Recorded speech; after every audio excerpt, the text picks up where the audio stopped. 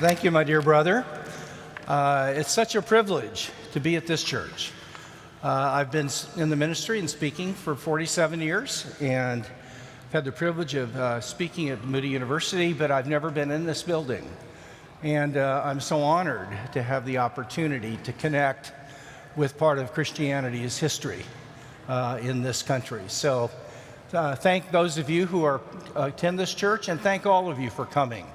I really hope you'll be encouraged and strengthened and emboldened to stand and share your faith without being defensive or angry. We don't need to do that because we have things that are actually on our side on some of these questions. I think every generation has what I would call cultural myths. And a cultural myth is something that almost everybody in the culture believes without thinking it's questionable. I mean, it's just sort of in the drinking water. Of course this is true. It's just the default position, and yet it turns out it's false. Let me give you an example. A handful of years ago, I was channel surfing, and I just ran into a station that had a black and white something being presented. And it was a show on 1950s television commercials. And I just got fascinated because it had the appliances that were used in those days. And so I watched it for about, I'd say, 30 minutes or so. And 2 to 3 of the different ads they ran during that time frame involved medical doctors telling the viewers that science has now pretty much confirmed that cigarette smoking is really good for your health, and that it's very important in terms of lowering your blood pressure and your stress levels to have a good cigarette and coffee after dinner and so on. And this was just, everybody knew that cigarette smoking was good for you. There's no question about that. But it was nice to hear it from the doctors. But, of course, that turned out to be what? Thank you, false. I'm glad there are people who still use the word false. It was a cultural myth. Now, there has been a cultural myth that's been around, boy, I hate to say this, but it's really been around since the Scopes trial in the mid-1920s, and it's been intensified since the Cowabunga dude 60s, and it is the idea that religious claims are pure matters of faith and are essentially emotional.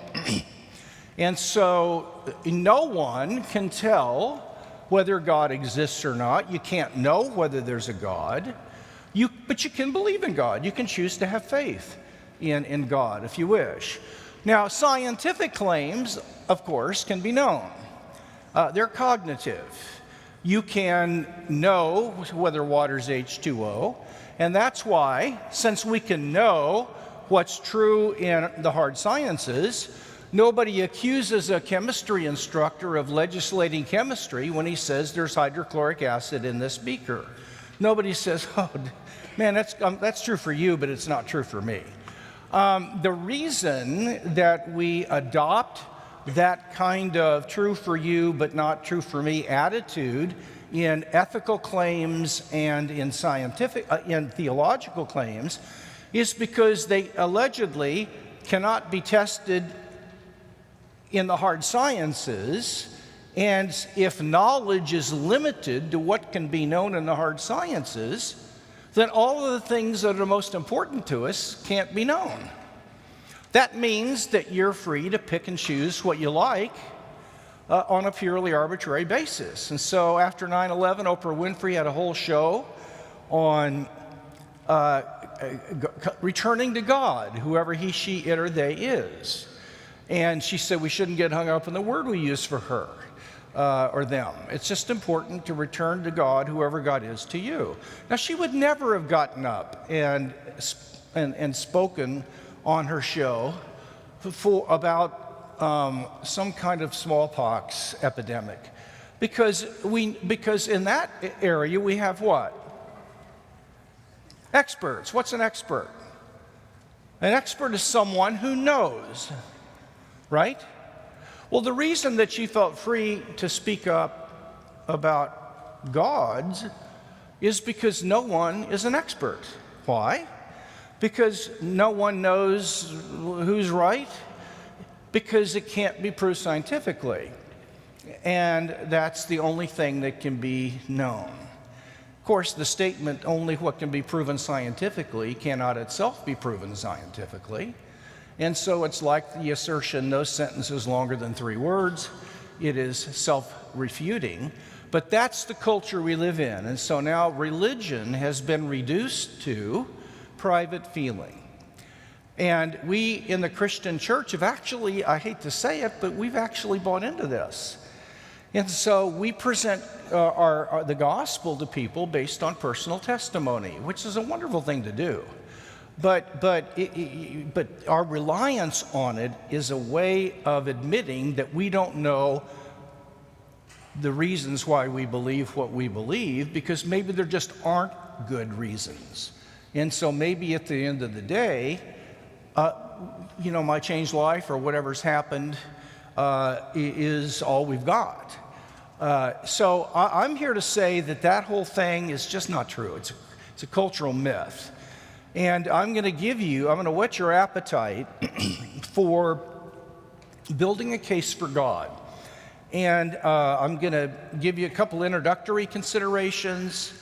Then I'm going to lay out 3 fundamental arguments for God's existence. There are many, but I'm going to lay out 3.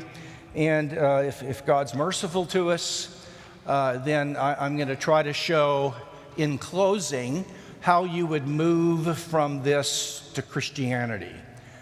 Because I'm not concerned with the bulk of my presentation with giving reasons for believing in the God of the Bible. I'm just wanting to give reasons to believe in a single, one monotheistic creator God. And so a Muslim could use these arguments, but you have to go to Christianity in a different way. And I'll try to say a word about that. Now, I'm going to give you an introduction, 3 arguments, and then close with how do you move to Christianity. Are we feeling any love at this point? Do you feel the love? We're kind of bonding, I'm sensing. I feel the bonding, and it's a wonderful thing, ladies and gentlemen. Okay. By way of introduction, I sometimes am asked the question, well, can you prove God exists? The question always bugs me, because nobody knows what prove means. I always say, well, can you tell me what you mean by prove? And nobody has any idea what proof means. Proof is only relevant in logic and mathematics, as far as I can see. I know very clearly what a mathematical proof is. I've done logical proofs. And so a proof is a situation where if the premises are true, the conclusion has got to be true. It's a deductive kind of an argument. And the kind of proof that a lot of people are looking for is not only a deductive argument where the conclusion follows necessarily if the premises are true, but we also know the premises are true with 100% certainty. And my response to that is, well, good luck, because the only things that you can know with that kind of certainty is that you exist, that 2 and 2 is necessarily 4, and if P is larger than Q and Q is larger than R, then necessarily P is larger than R. That's about it. So proof is just this weasel word, and it kind of sets this standard that is not used in any field at the university outside of logic and math. You can't prove things in history or any other subject. You can know things in history. I believe that it's possible to know God exists. In fact, I do indeed know He exists. which means I have a true belief based on adequate reasons, not conclusive reasons. I can say I know God exists, but I admit I might be mistaken. But then the world might be 10 minutes old and we all have memories. I mean, so what we're looking for are arguments where it is more reasonable to believe in God in light of them than it is to remain agnostic or to be an atheist. And so if the arguments work, it follows that it is irrational to be an atheist and it's irrational to be agnostic. And it is rational to believe in God. Indeed, one can actually know God exists based on these arguments, not based on the quick presentation I'm going to give you, but I'll recommend some readings and so on and so forth. So that's number one.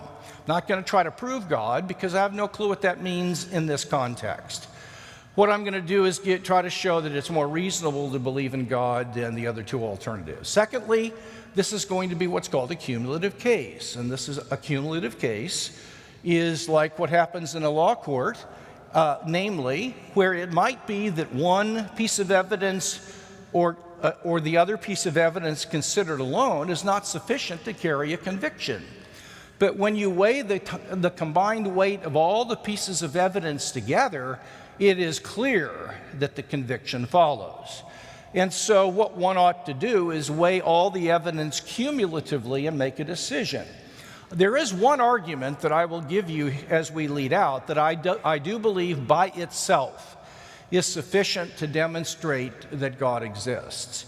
But even if that is too strong a claim for some of you, it doesn't matter to me because what I'm about is to develop a cumulative case argument where I'm going to give you 3 strands of evidence, and if you put them together, there's a rope that's strong enough to hold the weight of theism.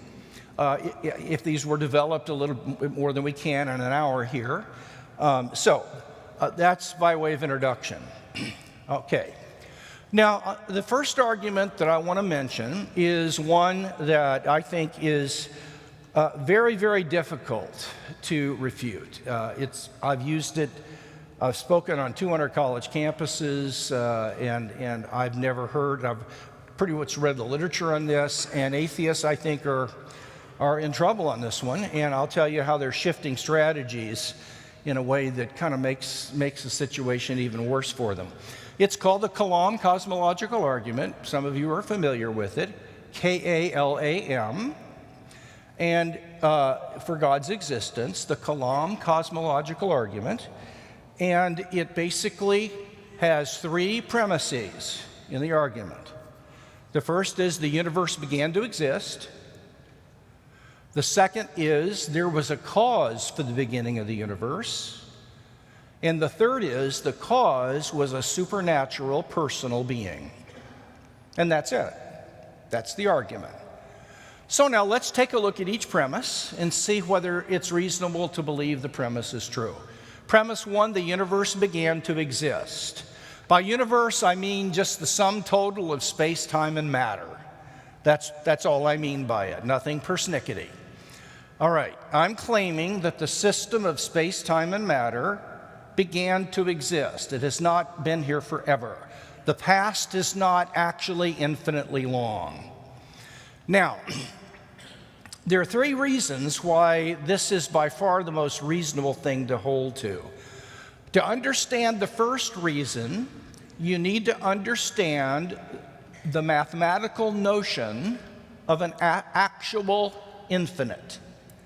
Now, God is not an actual infinite in this sense. God is a qualitative infinite. He's not a quantitative infinite. So this doesn't apply to God. And an actual infinite is a collection of members that has a subset equal to it. Now, take a finite set, like the numbers 1 through 10, and form a subset of that. The numbers, let's say, 2, 5, and 6. See how that's a subset? Okay. The subset is always going to be smaller than the original set in finite sets, but not with actual infinite sets. Because if you had a set of all the numbers and you formed a subset of all the even numbers, that's a subset of the original set. It does include the number 7, but they're equal in size. They're both actually infinitely long, or big. Now, I know that's, it's fire hydrant time maybe for some of you, taking a drink out of a fire hydrant.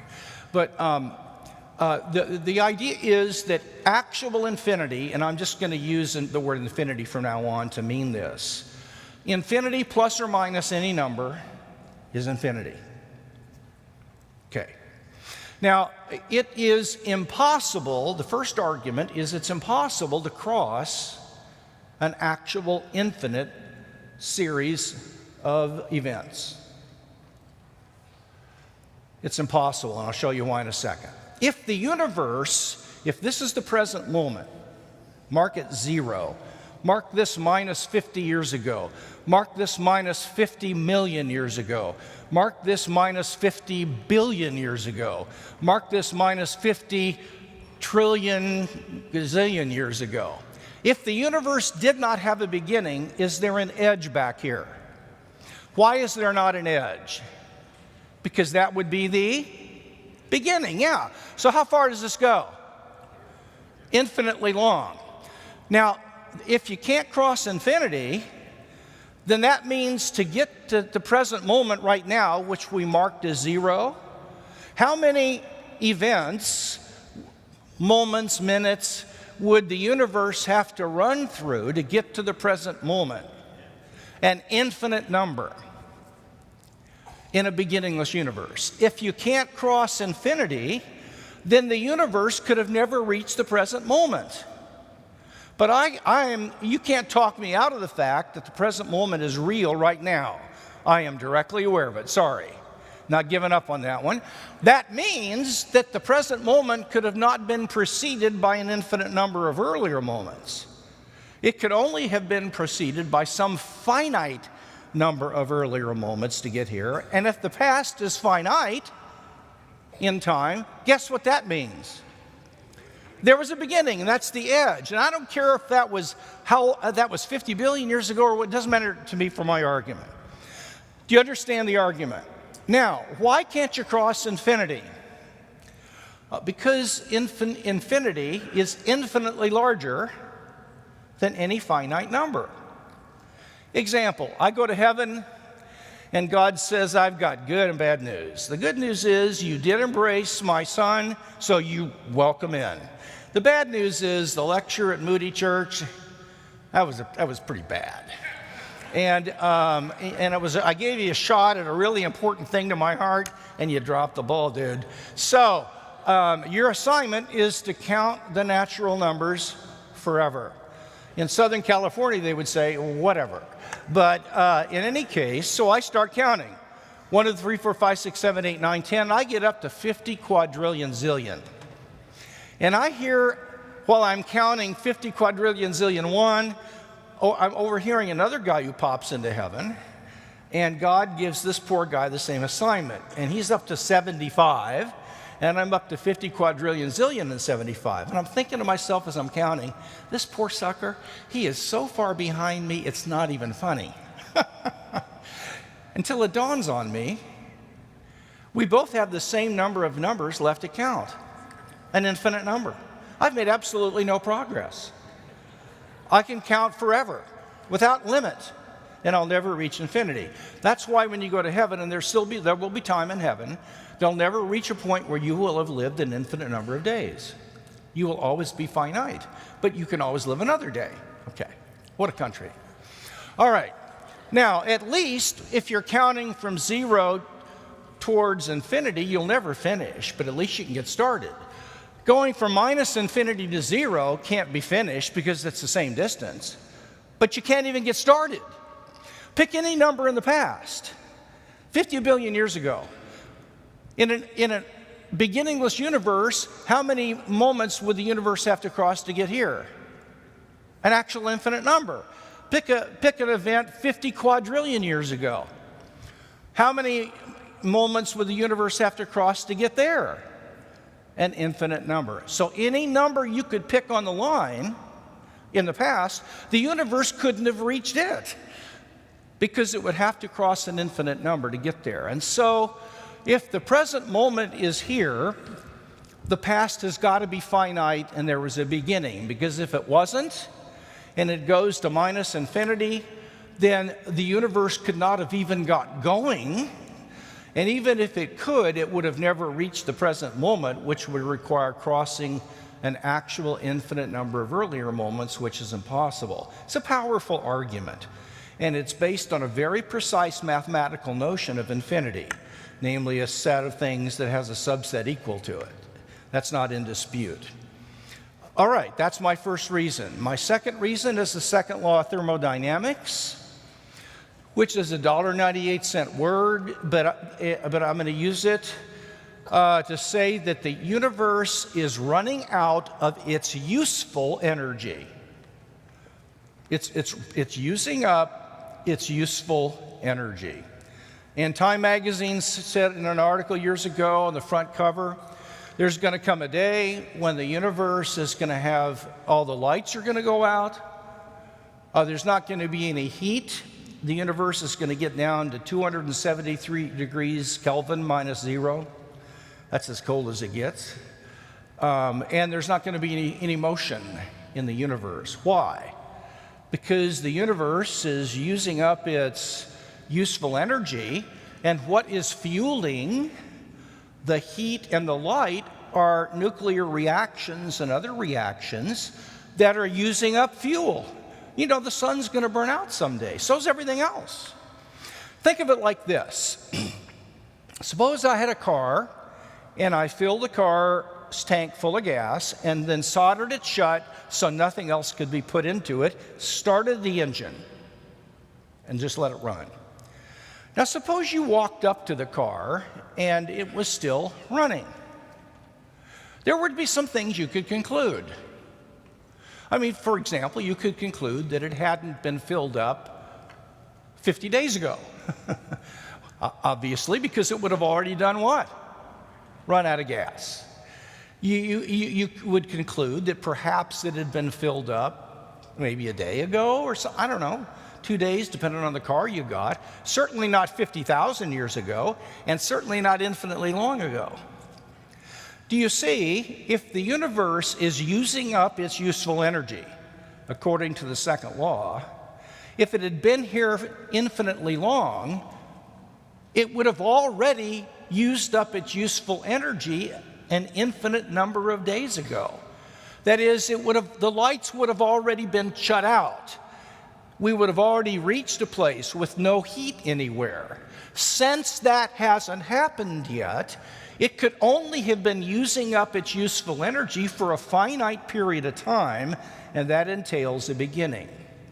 Okay. I'm going to add the third evidence is the Big Bang theory. I don't want to go into development on that, but that's a third piece of evidence. What I will let you know is that scientists, when that theory was first formulated, it was the atheists that did not like the theory. It wasn't Christians. People say it was an atheistic theory. It's quite the opposite. Because as Ted Koppel said on Nightline when he was doing Nightline years ago, it seems to me, to a scientist, bangs have bangers. You know, if there was a big bang, there should be a big banger. Well, we're going to get to that. But a lot of people saw the implications of the Big Bang, and they didn't like it. They wanted an infinitely old universe. So those are three pieces of evidence. The impossibility of crossing infinity, the second law, we haven't run out of fuel yet, useful energy, and the Big Bang theory unite to say we live in a universe that began to exist. If this is the present moment, sometime back here, there's an edge. Now stay with me, there's nothing earlier than that. Even God doesn't exist before the Big Bang. God exists outside time. He doesn't exist earlier than the Big Bang, which would be a logical contradiction. God can't exist in time before there was time, okay? So without a universe, God is timeless. My own view is that now that there's time, he's become temporal. He stepped into the universe. But without a universe, God exists timelessly. Now, so the universe began to exist. Did something cause the beginning of the universe? You bet. How do we know? Because of the concept of nothing. If you analyze, as philosophers have done, the concept of nothing, it turns out it is the complete absence of any being whatsoever. It is pure privation.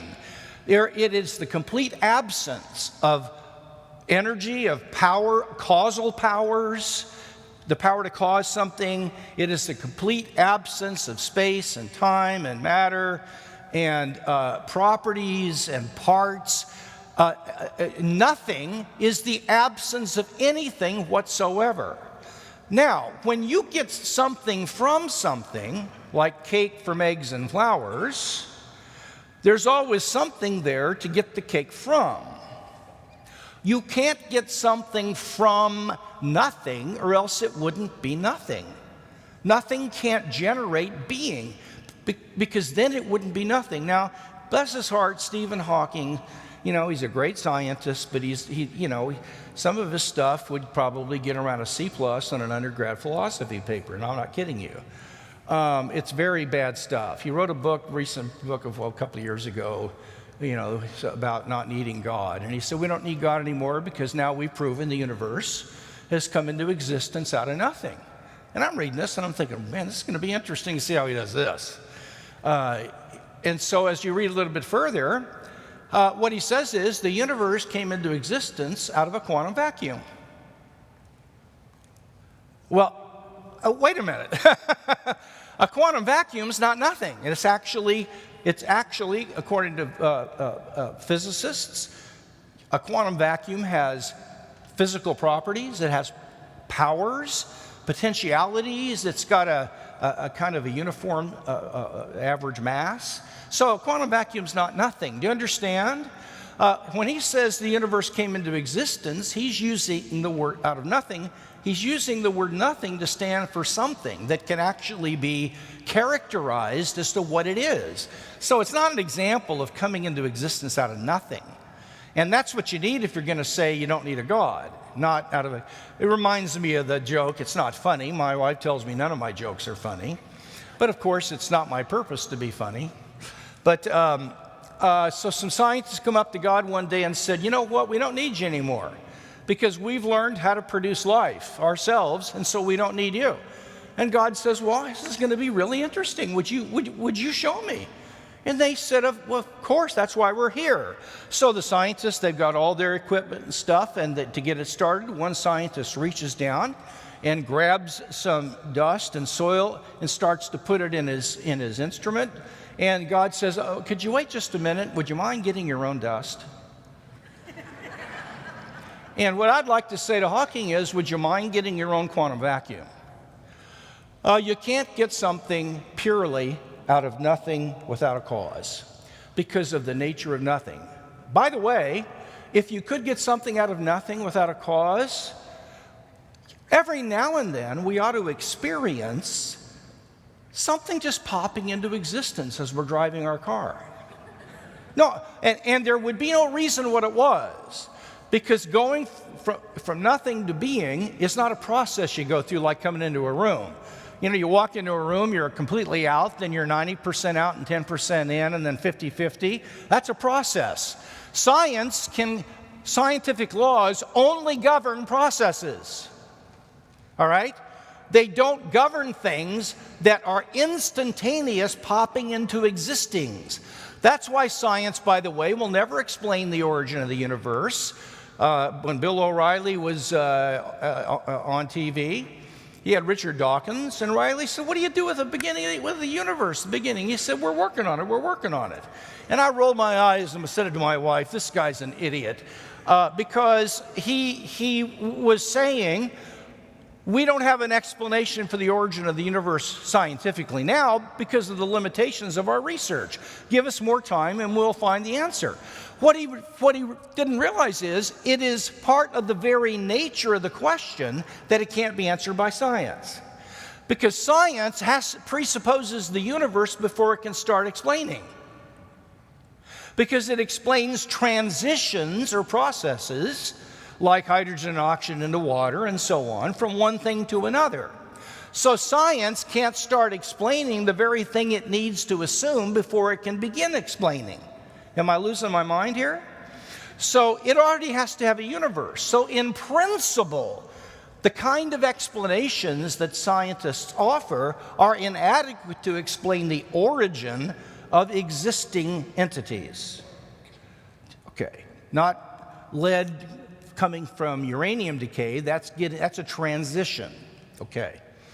So since we don't typically see, I don't know, a big blob of snot just appear on a rock, or half a sheep, or maybe the Empire State Building upside down, just out, you're walking out in the desert, and boom, it just appears.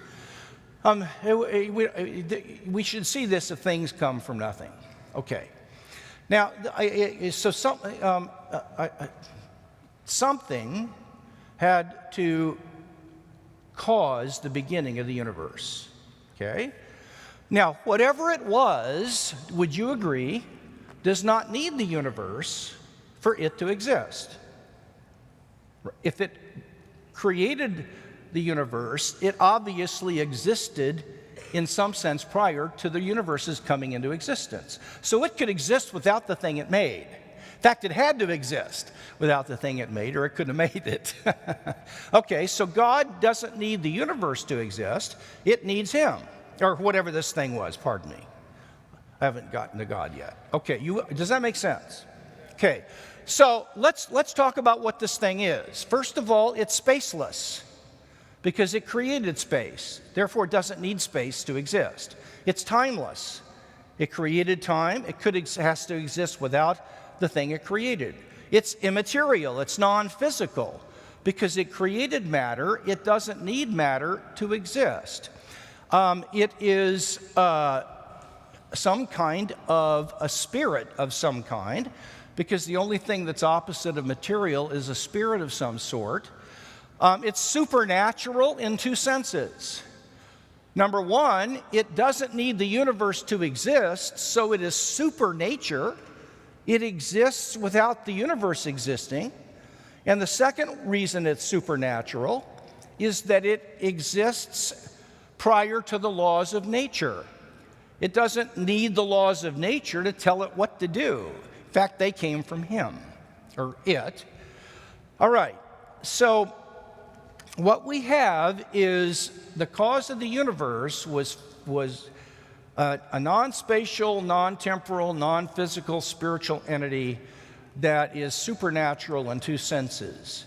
Now, was this being a person? Because we're already close to a person. And the answer is it's got to be a person, and here's why. It could not have been caused to cause the beginning of the universe. Because if something caused it to cause the beginning of the universe, then its causing the beginning of the universe wasn't the first event. The first event would be whatever caused it to cause the beginning of the universe. Does that make sense to you? Now, in physical, impersonal causes, you always have something that caused it. So you have the forming of a cloud that causes the flashing of lightning, which causes the splitting of a tree, which causes the knocking down of a boulder, which causes the squashing of a squirrel. And in every one of those, it's a sequence of events that had to be caused by an earlier event. Does that make sense? So what we have with impersonal causes are chains of events where one causes the next and the next causes the next. Each member is a passive recipient. It has to receive something before it can pass it on. Not so with an exercise of free will. If there's free will, then things may influence us, but at the moment we choose, nothing in our past determined which we would do one way or the other if the act was free. The only kind of being that could cause the beginning of the universe without something causing it to do it, in other words, the only kind of being that just could spontaneously, in and of itself, let there be a universe, would have to be a being with free will. And the only kind of things that have free will are persons. So there had to be a personal God to bring. I mean, this is cool stuff. It really is. And it gives me goosebumps again, because what it means is beyond underneath the physical stuff you see lies this spiritual entity that is so monumental that it doesn't owe its existence to anything. Wow. Okay, I mean, gee, you might even think this is worth giving your life to, but I'm starting to preach, and this lady's getting nervous, so I'll move on. All right. The second argument is the origin of biological information. Now, my dear friend Steve Meyer's going to talk about that later, but you tell him that I did a better job of it than he did. And so he's my good buddy, and he's forgotten more about information than I'll ever know. But anybody see the movie Contact with Jodie Foster? Okay, some of you. She was a SETI researcher, the search for extraterrestrial intelligence, and she discovered life in outer space on the movie. Now, I don't think they're going to find life in outer space. If they did, it will be absolute proof that God exists, because for it to happen one time is so astronomically unlikely that it's virtually impossible. You asked me to believe it could happen twice naturalistically, get out of town. I mean, that would be proof of God. But I don't think there's life out in outer space. I don't even know if there's life at BIOLA during finals week. I understand the attempt to find it. Okay. So there have been millions upon millions of dollars poured into this. It's a legitimate scientific research program funded by universities that are scanning the heavens. Now, before you're going to pour $100 million into something, you ought to be able to tell when you found what you're looking for, okay? And they've done that. And they do. They've done a very good job. They've distinguished between randomness, simple order, and information. Now, randomness. You toss alphabet soup up and a fan catches it, and a bunch of it, a few pieces land on the podium. So here I've got an upside down J, T laying on its side, the square root of -1, and a capital Q, and the minus sign. That's random. To produce something random, you say, select any letter, notice it's not specific, and repeat. That's it. Now contrast that with simple order. That would be like having 75 MEs in a row. ME, ME, ME, ME. That's not random, it's ordered, but it's real simple. To tell the computer to produce it, you would say pick an M. No, it doesn't say pick any letter. Pick an M, pick an E, and repeat. 3 instructions. Okay, if Jodie Foster or the SETI researchers get a signal that's just noise, random noise, or some just simple ordered signal, they don't conclude it was caused by a personal intelligent agent, because it can be explained by a pulsating planet or something of that sort. It is when they discover information, like John Loves Mary, that they will know that it had to be explained by some intelligent mind that created it. Now, John Loves Mary is called specified complexity. In other words, it's specific. It's not random, is it? Pick a J, an O, an H, and N, right? And it's not simple. Instead of 3 instructions, you need 14 to create that signal. The Gettysburg Address, you're going to need a ton more. And in the movie Contact, when Jodie Foster got a signal with the first 20 prime numbers in a row, she rightly concluded this came from an intelligent mind, because that was not random and it wasn't just simple order, it was information. The problem is, for the atheist, what's sauce for the SETI goose ought to be sauce for the DNA gander. The biggest discovery, friends, in the 20th century in biology was that the fundamental thing that constitutes biological life is not stuff, it's not order, it's information. I did my PhD at USC. There are more information in one cell in your body than in all the libraries at UCLA. I'm sure of that. because they don't have much over there. But in any case, if you park your car on campus and leave the window down for 30 minutes and you leave, you'll have a diploma in your back seat. Okay, so anyway, and I'm not angry about this. So what you have is information in your DNA is shockingly massive. Now look, they're the ones that are arguing that information can only come from an intelligent mind, and I agree with that. That's the very basis of the 100 million or so search for extraterrestrial intelligence. That's the foundation principle. I agree. I've never seen a case of information coming from anything but a mind. But why in the heck don't you be consistent with your argument and acknowledge that if there are volumes of information in living organisms, that you ought to explain that by appealing to an intelligent designing cause.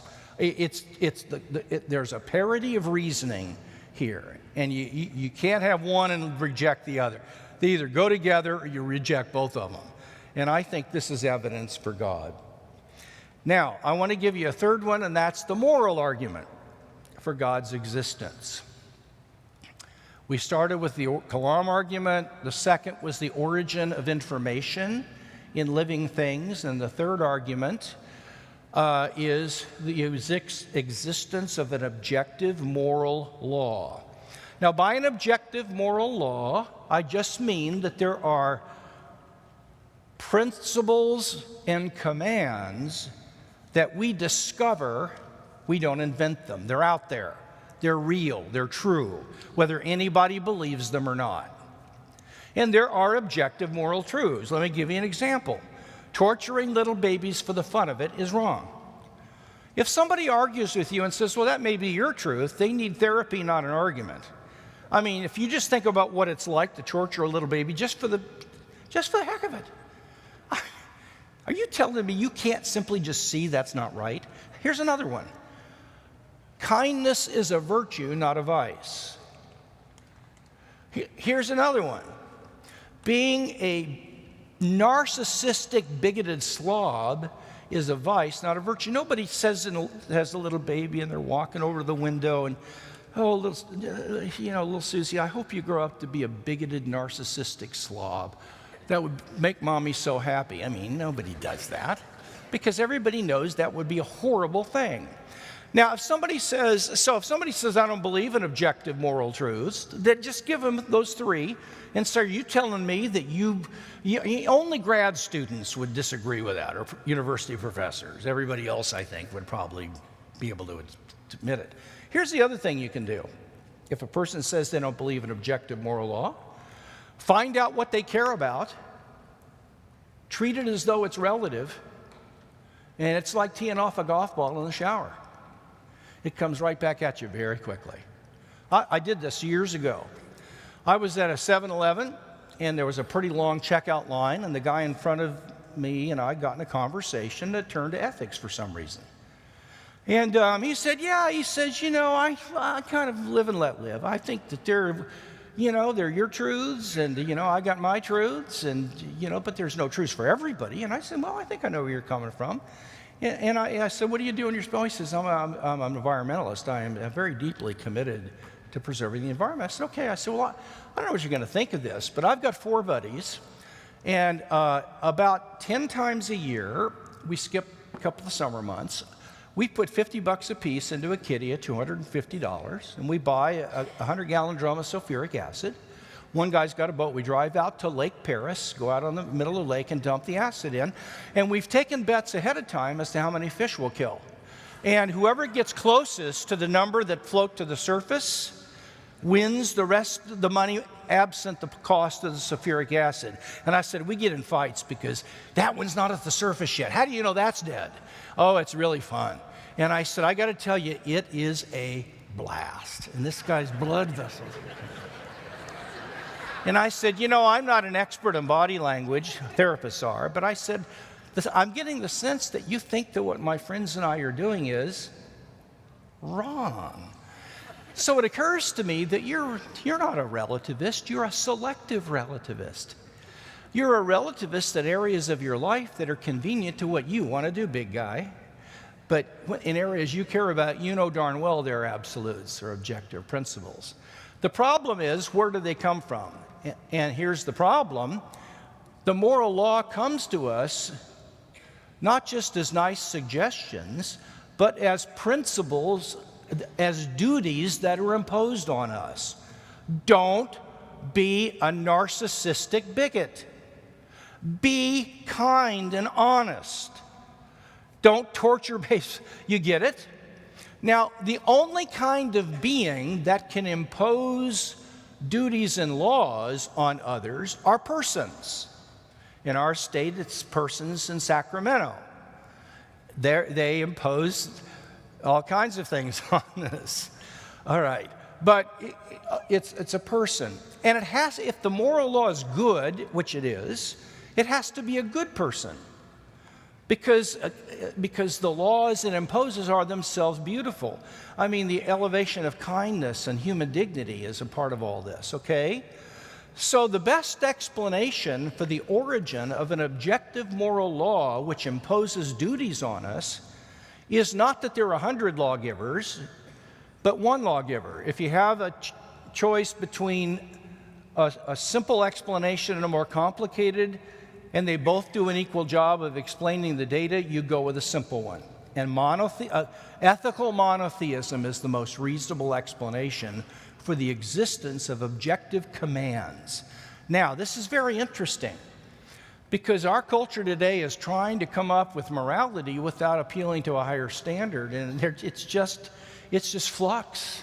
It's kind of like Jell-O. It's morphing all over the place. Here's why.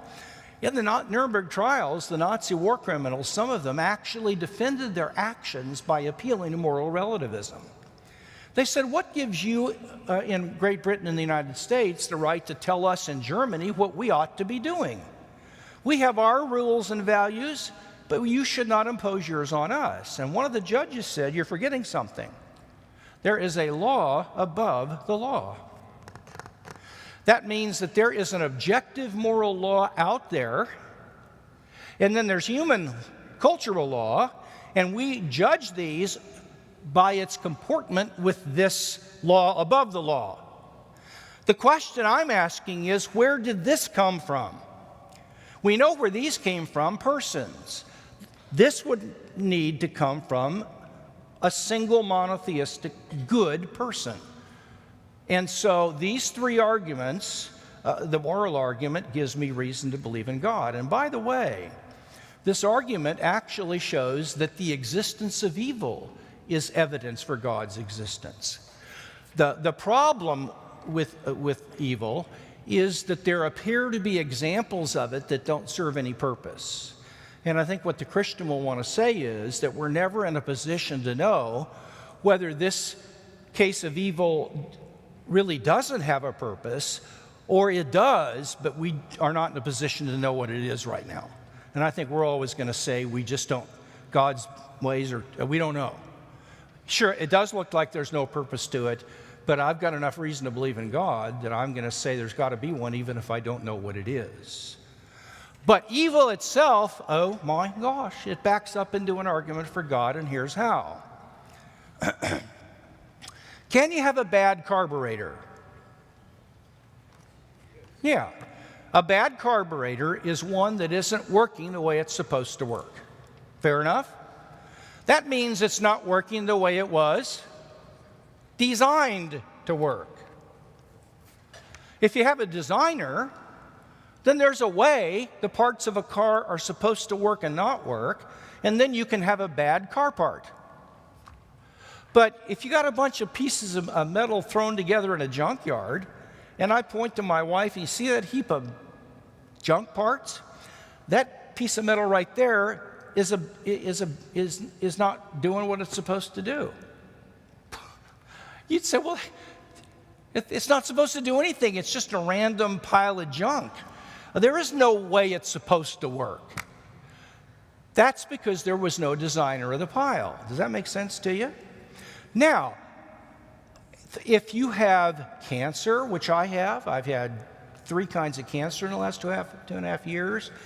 Just keep coming back. I got a heart ablation. I've had a wonderful time. It's actually been a tremendous time with God. Read a book if you're afraid of dying, and it'll cure you of it. John Burke, Imagine Heaven. It'll that and the evidence for the resurrection, and you'll no longer be afraid of dying. That's a freebie. But anyway, so if there's a designer, then there's a way things are supposed to work, and then there could be things that aren't working that way and they're bad. Without a designer, I don't see how there could be evil. Now, what I've done is I've given you 3 lines of argument that are independent of one another, that cumulatively, and there are more, but we're just limiting this to right now, that go together to provide good reasons to believe that there really is a personal God who created the world in time, who gave information at the core of living things, and who is the author of a good moral law that's out there. I'm sorry, it just is. And everybody knows it. And even there can't be evil unless there is a designer of the way things are supposed to be. Now, for these and a lot of other reasons, and the simplest book to read on this that's easily accessible is the God Conversation book that Tim Muehlhoff and I wrote together. It's how to have conversations with unbelievers using illustrations and just simple arguments. It's very accessible, and it's got great illustrations in it that illustrate some of these points. So it's out on the table. How do you move from there to Christianity? Well, very briefly, you want to pick a religion that has supernatural backing behind it, which shows that the monotheistic God is standing behind that religion, because the origin of the religion is not adequately explained without the supernatural. Now, that's not true of Hinduism or Buddhism or Taoism. Those are just human philosophies. Buddha was an agnostic or an atheist anyway. Islam, hello? Muhammad says he goes into a cave and an angel gives him a large part of the Quran. Trust me, he says. I'd like to ask, how do you know?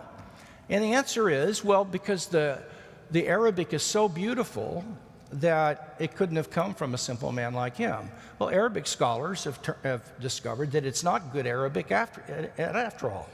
It's pretty weak.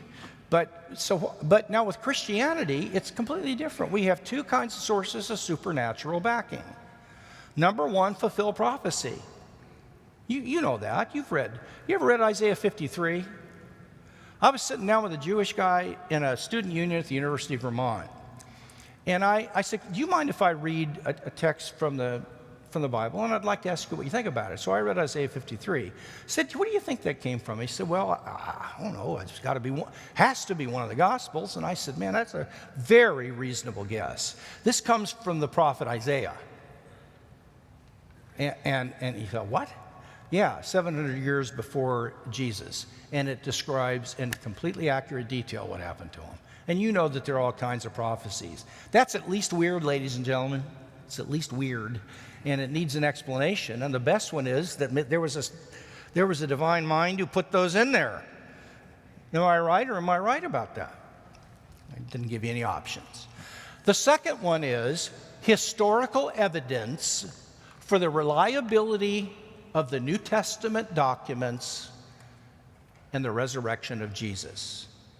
Historical evidence that our Gospels and the book of Acts and so on are good history. They tell us what really happened. Jesus really did perform miracles, and he actually rose from the dead, and there are arguments from history that can show that that is much more likely than not.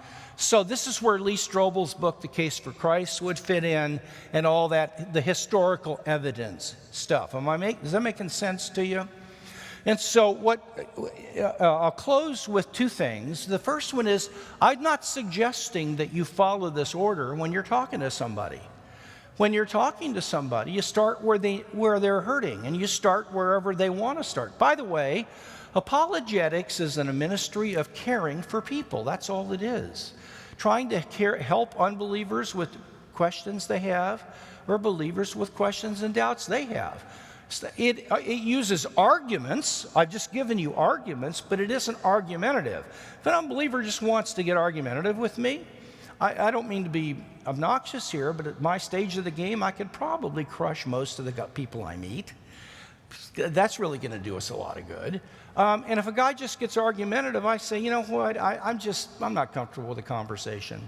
I'm here to learn from you, and hopefully you'll listen to me. I'll give you the same respect. And I'd like to have a talk if you want, but if you want to just do what's been going on, maybe I'm not your guy. Or maybe don't get into some, tit for tat thing. You start getting into that, that's not what this is about. Just back away.